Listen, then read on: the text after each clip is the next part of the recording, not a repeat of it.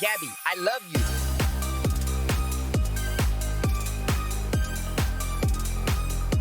Kuasi Malandro, thank you so much for being on Interview with the Indies, my second female guest. So, Quasi, you made your wrestling debut at Pro Wrestling 225 Super Gold as an entrance. So, just tell me, like, what was going through your mind before your music started playing? I was completely nervous, as I should be. It's my first match in front of a live crowd, in front of anybody that never seen me, probably just seen me around doing photos for 225. But in between, we had the intervals of 90 seconds. So I probably went outside twice during that 90 seconds trying to catch my breath and just not get so overwhelmed where I'm feeling sick or anything. I'm sitting there trying to do push-ups. It's probably not until 10, maybe 10, 15 seconds before I actually was by the curtain to come out. But once I went through those curtains and just settled in, everything went away and it was just boom, let's go. Here I come. Is your thing like high flying? Do you want that to be your thing? I do want to really learn the style of the luchador or high flying in this case. Because that's kind of being from California. That's also what I've seen, lucha libre being close to Mexico. I'm probably 4 hours away from Mexico. Um, and then just San Diego area, you see a lot of the luchador style as well. But no, that along with other being a technical wrestler, being able to chain and really take it to the mat. I want to be versatile when it comes to developing my wrestling ability going forward. So everything just those two styles for now is definitely something I want to put my focus on and building who Kuasi Malandro is. And how long were you training before your debut at Super Bowl? I think altogether it was about a year because I started my first day of training was November 18th of 2023. And then I went back home for the holidays and I didn't come back to about April of 2024. And then from April all the way up again until about December 8th, I believe. Because I had a match that day, but it wasn't in front of a crowd. So between April and December, I was training. So kind of all add that up until February 1st of this year. It's about a year, no longer than a year, if you want to add it all up between training until my debut. But other than that, ever since I came back, I've been training consistently since then.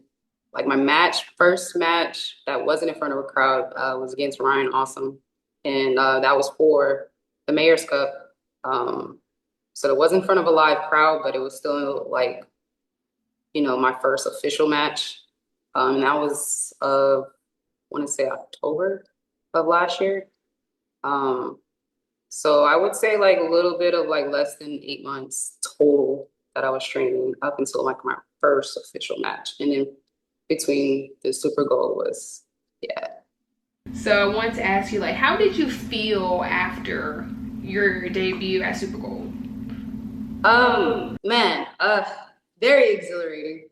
I was still overwhelmed, but everything went so fast. I couldn't reflect on everything, but to get a good rapport from my peers backstage, or now my peers at that time. But just getting good rapport and good feedback. It felt so good. It really felt good to just really step into it and this is that first step amongst this wrestling journey. You're from California. Mhm. So which part? Always say I'm from the Inland Empire, which is the Southern California region. So where I live particularly is an hour and a half away from Los Angeles and San Diego, respectively. So I was born and raised. I was born in Torrance, in Sa County in LA, or city in LA. And then I moved out into the IE. I was raised there for quite a while, up until college, obviously. And Yeah, from there, yeah, just born and raised in California. And what brought you to Louisiana? Well, my family is all from Louisiana. Like both my parents, both sides of the family are from Louisiana. Besides me and my two other siblings we're the only ones born in um, California. But like I said, everybody's literally from here. So growing up, I would spend the summers out here. Um, Whether it's flying out here or driving from California to Louisiana. So it's nothing new to me. Lafayette became new to me, but like the city of Baton Rouge and the city of Morgan City, and the surrounding areas in New Orleans, aren't pretty new, but Lafayette has been. So I've been kind of getting my way around here as well, since living down this area and like going to school to LWA. So What was it like growing up in California? Because I always wonder. I used to watch like 90210. I used to watch The OC. the hills, Laguna Yes, Beach, The yeah. Hills. So I'm like, is that really? Well, I mean, I'm pretty sure it's dramatized, but just tell me what it was like. It's very diverse. So I'm amongst like the Latino community, Polynesian community, whether it's Samoan, Polynesian, Tongan, um, literally just every type of like background. Like I've been exposed to it. Um, and being so like into everything also helped, I guess, being from there too, because it's like I was around the skate culture. I was around obviously with basketball. I was around with wrestling, music. Like for me personally, I will always love California. Like it's really hard for me to say I will ever like leave and move up and move my, like everything I built there. But I mean, I love the beach. I love, even though I can't surf, I love watching it. Like I said, I love the skate culture. Like I know so many spots. And you did have like a sense of freedom. And then living in the area I was in, and then knowing ins and outs of LA, knowing the ins and outs of San Diego. Like I never had a bad time in San Diego. LA, not so much, but it is LA. It's just you're getting a whole bunch of different, a very, very diverse group of people that's coming from out of state. Call them shoobies. Shout out to Rocket Power. So you got those transplants, but it is a different thing now, how it is now versus back then, how I grew up. Um, but I would say like California is California. Like it's hard. I wouldn't say it's hard to explain it, but it's just like you get why people, when you actually leave and go to another state, you get why people be like, oh, well, why are you down here? Like you have California. Like, yeah, I know, but it's like, something called me here and I was wrestling. So, overall, like growing up in California was like, I can't complain. Like it was fun. Still fun. You just got to know where to go. I think that's like the art of it, of being a Cali kid. Just like, when and where to go, how to get there. And it's West Coast. Like, the West Coast is the best coast, like I say now. And what made you want to train in Louisiana versus California? It just kind of just happened, like when I was still living there before I moved down here. And I won't say I moved officially down here because I still have California license plates on my truck and everything. So it's just like still have my ID. But I originally wanted to train out in California. I was like saving up for New Japan Pro Wrestling Academy in Carson. And I the reason I came down here was it was like a favor for my parents. So it was more like I just happened to come down here, which it's crazy because like I knew I wanted to do this. So I was like going to this like mom and pop gym for a while, just kind of like train. Like I know I needed to be big. I needed to have some type of strength and cardio. So I know for sure, let me just go get a membership.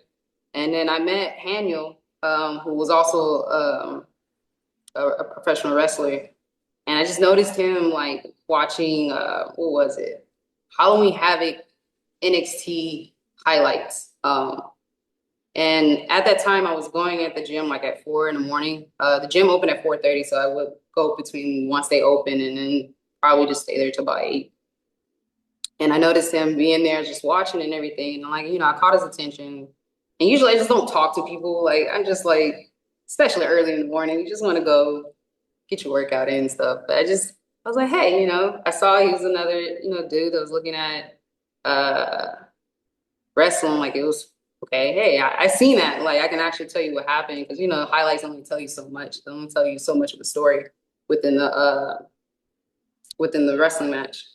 And from there, we were talking for a cool minute, like a good couple hours, just going get. He was giving me advice on how to when it comes to nutrition and just the weight training for wrestling. And then he gave me the deets on Mr. Joey and his school for Louisiana Wrestling Alliance out in Crowley. At first, it was in Crowley. Now we moved to Lafayette. But ever since that day, he gave me the info, and then I was just like, well, I guess I'll go train here. And since it was a great environment, I just kept on going. And it was Mr. Joey worked with me and as far as just making sure I was coming back or anything like that, because he called me when I was on the road. This is the first time I left. He didn't know I was coming back in April. And he just hit me up and was like, hey, wondering where I was at. So that meant a lot to me too. So I just kept at it, build what was going on under Mr. Joey and Hunter. And ever since then, I just have no reason to go back unless it's finding going to the New Japan, saving up to go to New Japan Pro in Carson. So Were you the only girl in your class at LWA? we did have another woman there. She went by HR. She would have um it's the promotion in Mississippi. I want to say GSW, but it's GCW, I believe. I'm sorry if I'm getting it wrong. I always get it mixed up with the promotion that's in Morgan City and the promotion because it's GSW, GCW, and there's another GCW that's pretty big too. But yeah, for a while. But now I'm still kind of the only woman in the class between the beginners and the advanced classes. So being the only woman, how did you push through? It was pretty easy. It didn't phase me. It really didn't. Growing up, before then, I was a ball player. Um, so growing up, I used to hoop with the boys. Even the older guys, playing 21 out in the streets. That's how I got good in basketball. A lot of my style was it wasn't rough. I'm a dude or anything like that. It was just more so just the swagger, the speed, I got all that from my cousins and just all the other boys that was hooping on the courts. So, and that taught me a lot. It's just I don't care, whoever's across from me.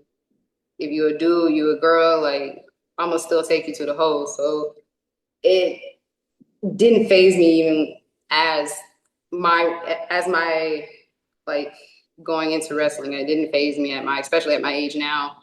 I was still being hooping with the guys, and there's no difference from wrestling with the guys now. So it never phased me. And then with when I try to tell if people were to ask me about what advice do I give to young girls coming in, just don't be intimidated. You know why you're there, and if you feel uncomfortable or if you feel address it right then and there. Maybe you could be overacting, or you could just be feeling you need to let it know so it won't get to the point where you're overthinking or overreacting to something that may not seem offensive or anything like that. So, but there is, because I learned a thing from Jay Lethal, where some guys, they'll get you in a headlock, and if you're wrestling another guy, in certain cases, a lot of promotions don't like intergender matches.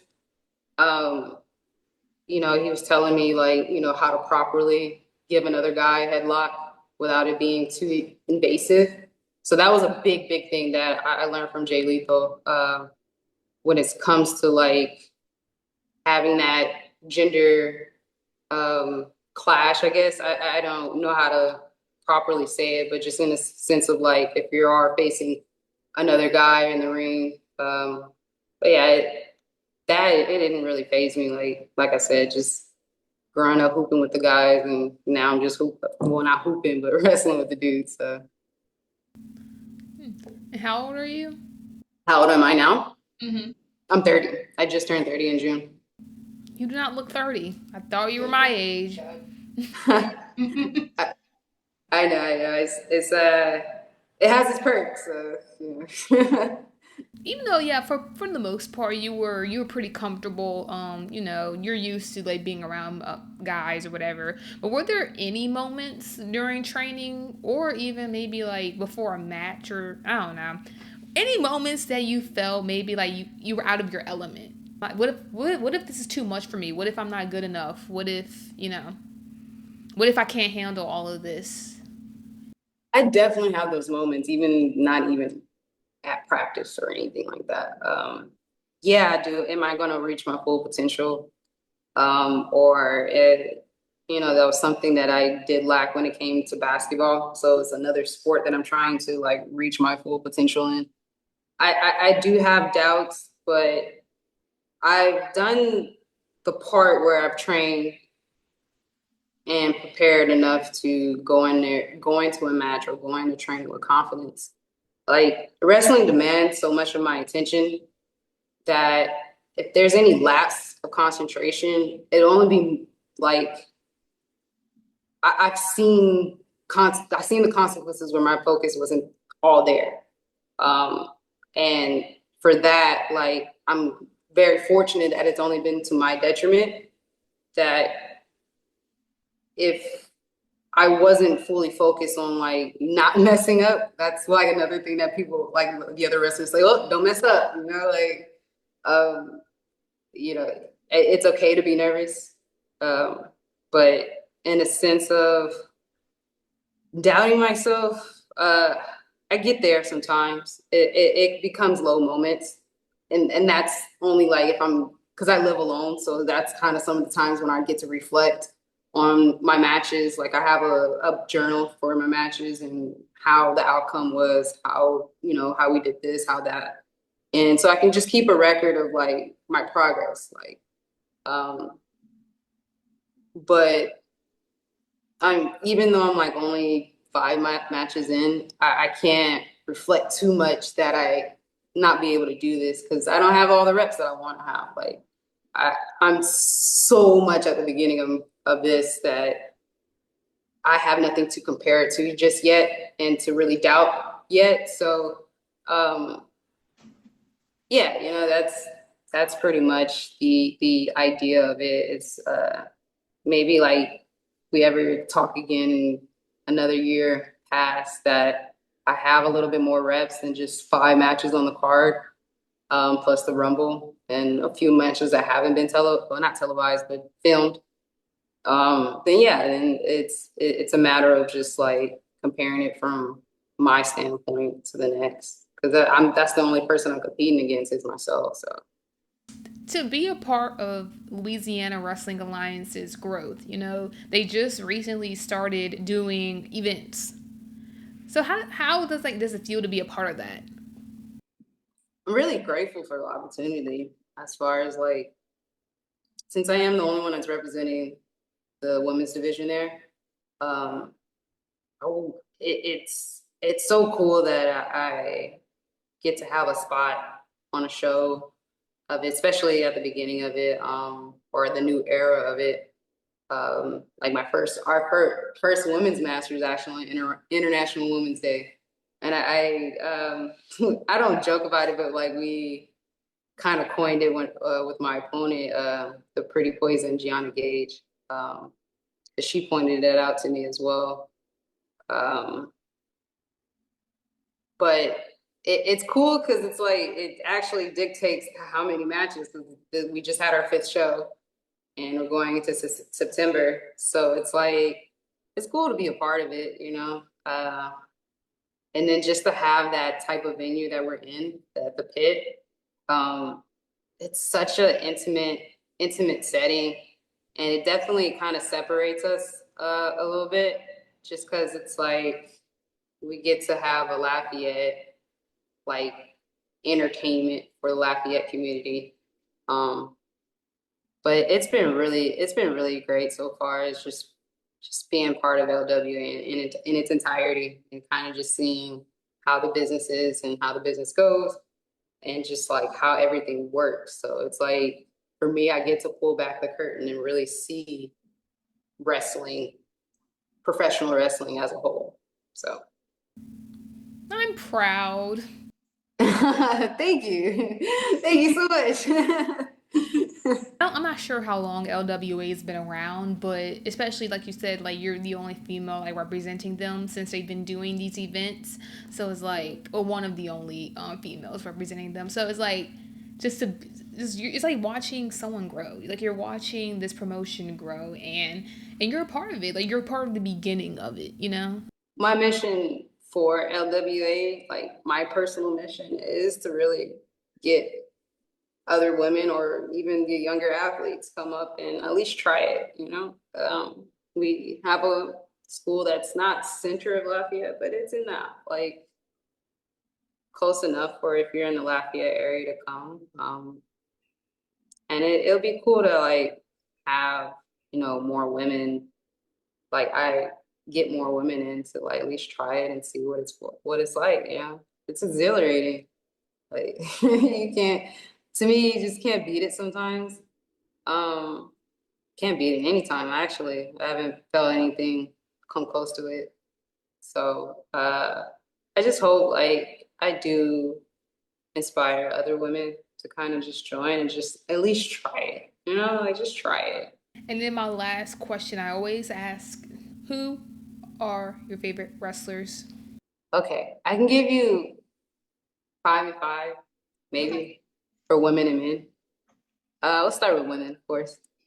Women, my top favorite is Mercedes Monet. And I love Mercedes Monet. I like that, love her, I know her, but just like what she embodies, like she keeps her personal life personal, but yet she managed to diversify her name, like the weight of her name, and just move in a sense of like, this is a business, even though I love it, this is a business first and foremost. Um, but just her wrestling ability and just the passion she has for it, I've always admired it. Manami Toyota is my second one. Legend in Japan. Like, she's awesome. Like, if you ever watch her matches, it never seems to like, it always seems like a dogfight. And it never seems like cookie cutter clean. Like she's gonna go at you with everything. And that's what I like about it. It's not pretty at all, but it's still calculated. It's like calculated chaos. Like she's awesome. Um, I'm a big Lita fan. Always been. I would say Lita and Trish, but I always like because they, you know, it was like a back and forth. But Lita was always like the main one because she was part of the Hardys for a while. And, you know, I was just boom, like always cheering for Lita.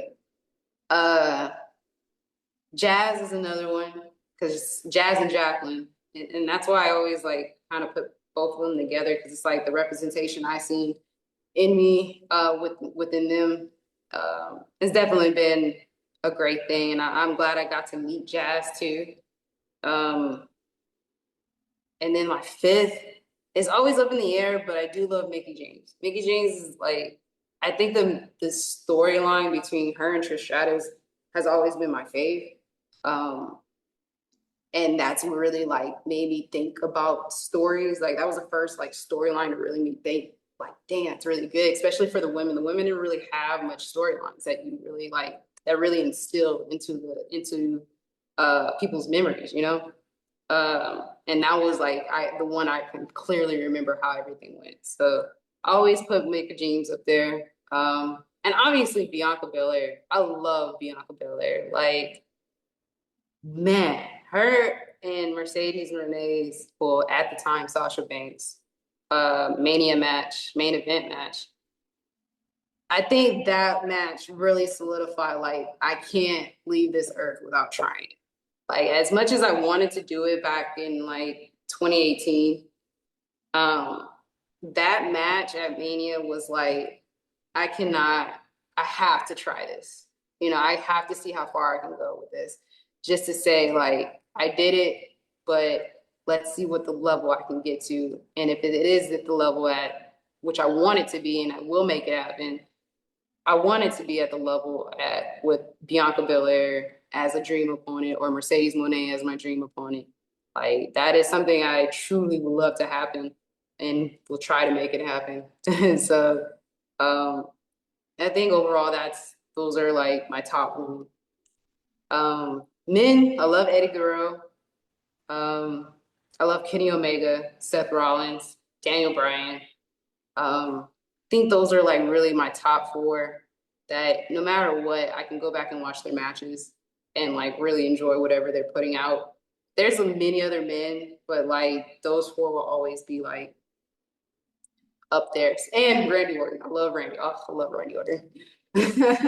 But other than that, those they have their I have reasons for each one of them, but those are like my top men as well. So yeah, man, like those are the ones I try to go back to and watch their matches and everything. So Valid. I mean, no answer is wrong.